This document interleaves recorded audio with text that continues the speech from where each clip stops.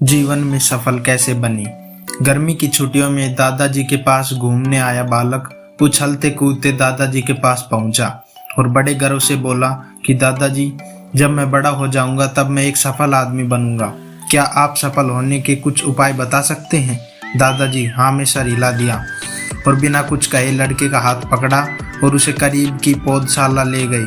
वहां जाकर दादाजी ने 2 छोटे छोटे पौधे खरीदे और घर वापस आ गए। वापस आकर उन्होंने एक पौधा घर के बाहर लगा दिया और दूसरा पौधा गमले में लगाकर घर के अंदर रख दिया। अब आपको क्या लगता है कि इन दोनों पौधों से भविष्य में कौन सा पौधा अधिक सफल होगा? दादाजी ने लड़के से पूछा। लड़का कुछ समय तक सोचते रहा और फिर बोला, घर के अंदर वाला पौधा ज़्यादा सफल होगा क्योंकि वो हर खतरे से सुरक्षित है, जबकि बाहर वाले पौधे को तेज धूप, आंधी, पानी और जानवरों से भी खतरा है। दादाजी बोले, चलो देखते हैं आगे क्या होता है, और वह अखबार उठाकर पढ़ने लगे। दादाजी दोनों पौधों पर ज़्यादा ध्यान देते रहे और समय बीतता गया।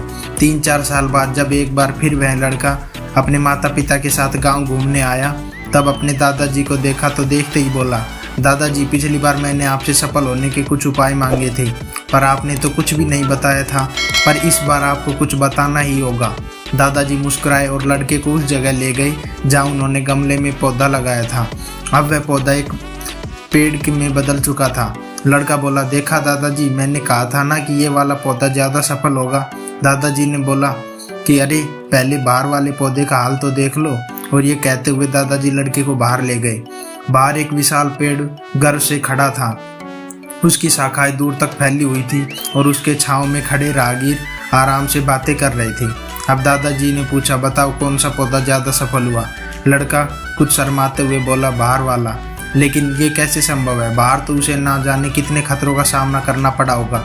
दादाजी मुस्कुराए और बोले, हाँ, बाहर वाले पौधे को बहुत सी चीज़ों का सामना करना पड़ा, लेकिन समस्या का सामना करने से फ़ायदे भी तो हैं।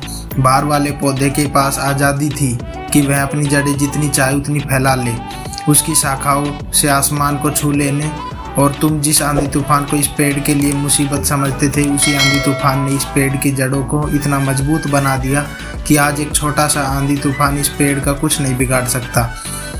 बेटे, अब जो मैं तुम्हें बताने जा रहा हूँ, उसे अगर तुमने अपने अंदर बैठा लिया तो तुम जिंदगी में कुछ भी करोगे उसमें सफल हो जाओगे।